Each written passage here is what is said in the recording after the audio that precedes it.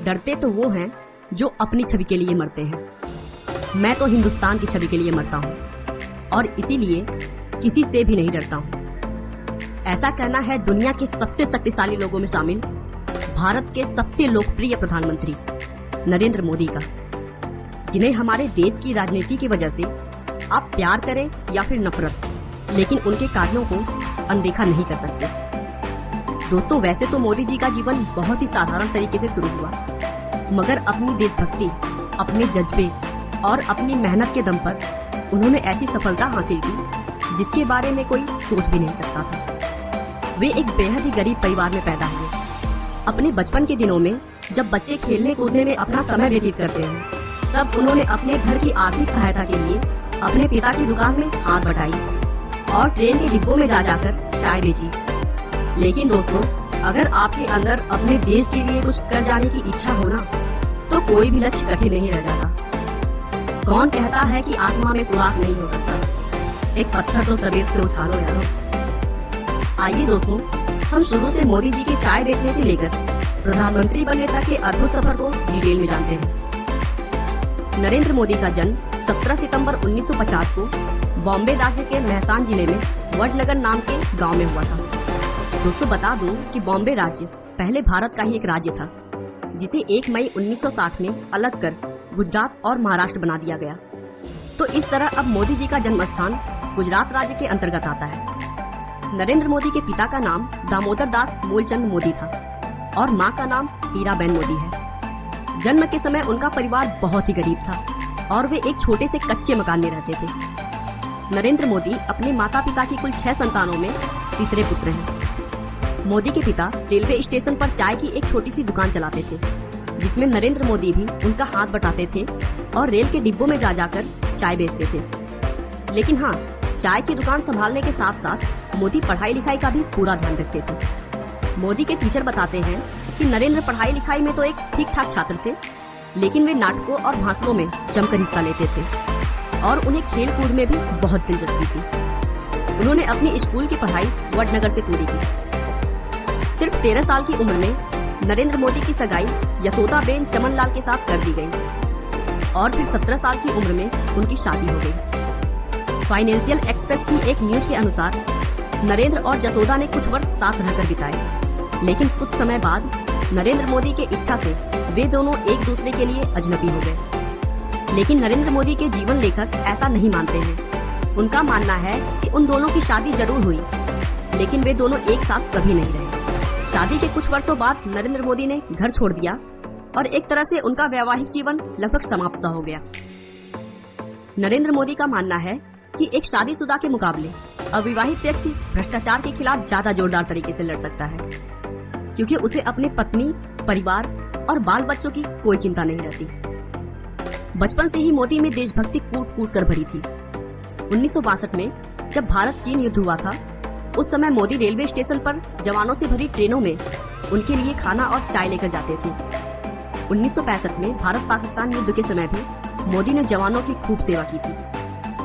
1971 में वे आरएसएस के प्रचारक बन गए और अपना पूरा समय आरएसएस को देने लगे। वे वहां सुबह 5 बजे उठ जाते और देर रात तक काम करते। प्रचारक होने की वजह से मोदी जी ने गुजरात के अलग अलग जगहों पर जाकर लोगों की समस्याओं को बहुत करीब से समझा और फिर भारतीय जनता पार्टी का आधार मजबूत करने में इम्पोर्टेंट रोल निभाया। 1975 के आसपास में राजनीतिक क्षेत्रों में विवाद की वजह से उस समय की प्रधानमंत्री इंदिरा गांधी ने कई राज्यों में आपातकालीन घोषित कर दिया था और तब आरएसएस जैसी संस्थाओं पर भी प्रतिबंध लगा दिया गया था। फिर भी मोदी चोरी छिपे देश की सेवा करते रहे और सरकार की गलत नीतियों का जमकर विरोध किया। उसी समय मोदी जी ने एक किताब भी लिखी थी जिसका नाम संघर्ष मार्ग गुजरात था। इस किताब में उन्होंने गुजरात की राजनीति के बारे में चर्चा किया था। उन्होंने आरएसएस के प्रचारक रहते हुए 1980 में गुजरात विश्वविद्यालय से राजनीति विज्ञान में पीजी की डिग्री प्राप्त की।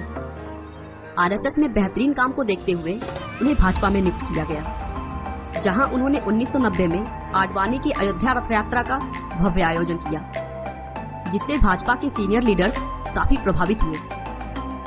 आगे भी उनके अद्भुत कार्य की बदौलत भाजपा में उनका महत्व बढ़ता रहा। आखिरकार मोदी की मेहनत रंग लाई और उनकी पार्टी ने गुजरात ने 1995 के विधानसभा चुनाव में बहुमत में अपनी सरकार बना ली। लेकिन मोदी से कहा सुनी होने के बाद शंकर सिंह वघेला ने पार्टी से रिजाइन दे दिया। उसके बाद केशुभाई पटेल को गुजरात का मुख्यमंत्री बना दिया गया और नरेंद्र मोदी को दिल्ली बुलाकर भाजपा में संगठन के लिए केंद्रीय मंत्री का रिस्पॉन्सिबिलिटी दिया गया। मोदी जी ने इस रिस्पॉन्सिबिलिटी को भी बखूबी निभाया।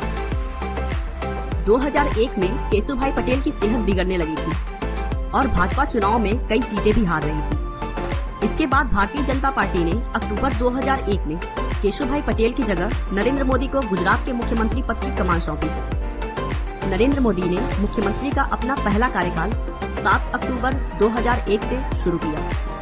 इसके बाद मोदी ने राजकोट विधानसभा चुनाव लड़ा, जिसमें उन्होंने कांग्रेस पार्टी के अश्विन मेहता को बड़े अंतर से मात दी। मुख्यमंत्री पद पर रहते हुए मोदी ने बहुत ही अच्छी तरीके से अपने कार्यों को संभाला और गुजरात को फिर से मजबूत कर दिया। उन्होंने गांव-गांव तक बिजली पहुंचाई, टूरिज्म को बढ़ावा दिया।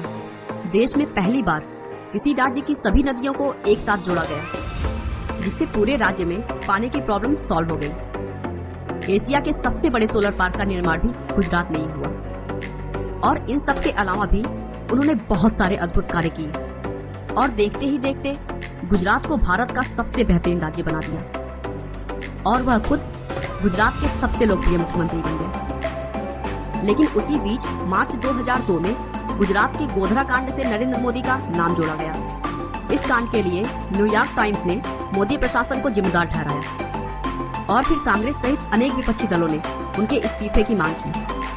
दोस्तों, गोधरा कांड में 27 फरवरी 2002 को गुजरात के गोधरा नाम के शहर में रेलवे स्टेशन पर साबरमती ट्रेन के S6 कोच में आग लगाए जाने के बाद 59 लोगों की मौत हो गई थी, जिसके बाद पूरे गुजरात में सांप्रदायिक दंगे होना शुरू हो गए और फिर 28 फरवरी 2002 को गुजरात के कई इलाकों में दंगा बहुत ज्यादा भड़क गया, जिसमें 1200 से अधिक लोग मारे गए। इसके बाद इस घटना की जांच के लिए उच्चतम न्यायालय ने विशेष जांच दल बनाई और फिर दिसंबर 2010 में जांच दल की रिपोर्ट के आधार पर फैसला सुनाया कि इन दंगों में नरेंद्र मोदी के खिलाफ कोई ठोस सबूत नहीं मिला।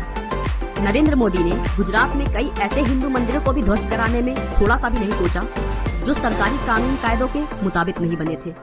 हालांकि इसके लिए उन्हें विश्व हिंदू परिषद जैसे संगठनों का भी विरोध झेलना पड़ा, लेकिन उन्होंने इसकी थोड़ी सी भी परवाह नहीं की और देश के लिए जो सही था उसी काम को करते रहे। उनके अच्छे डिसीजंस और कार्यों की वजह से गुजरात के लोगों ने मोदी को 4 बार लगातार अपना मुख्यमंत्री बनाया। गुजरात में मोदी की सफलता देखकर बीजेपी के सीनियर नेताओं ने मोदी को 2014 के लोकसभा चुनाव का प्रधानमंत्री उम्मीदवार घोषित किया, जिसके बाद मोदी ने पूरे भारत में बहुत सारी रैलियां की और साथ ही साथ उन्होंने सोशल मीडिया का भी भरपूर लाभ उठाया और लाखों लोगों तक अपनी बात रखी।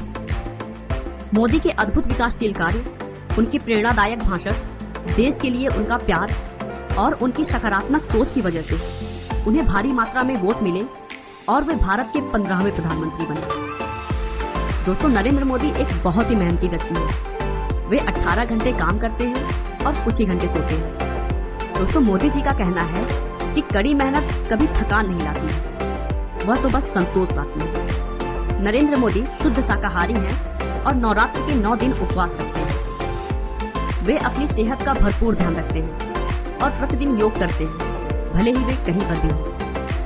मोदी जी अपनी माँ से बहुत प्यार करते हैं। उनका कहना है कि मेरे पास अपने बाबा दादा की न ही एक पाई है और न ही मुझे चाहिए। मेरे पास अगर कुछ है तो अपनी माँ का दिया आशीर्वाद। आपका बहुमूल्य समय देने के लिए बहुत बहुत धन्यवाद। इस वीडियो को लाइक करके आप हमारा मनोबल बढ़ा सकते हैं। दोस्तों, अगर आप हमारे वीडियो को मिस नहीं करना चाहते तो कृपया चैनल को सब्सक्राइब कर लें। आपको यह कहानी कैसी लगी हमें कमेंट करके जरूर बताएं।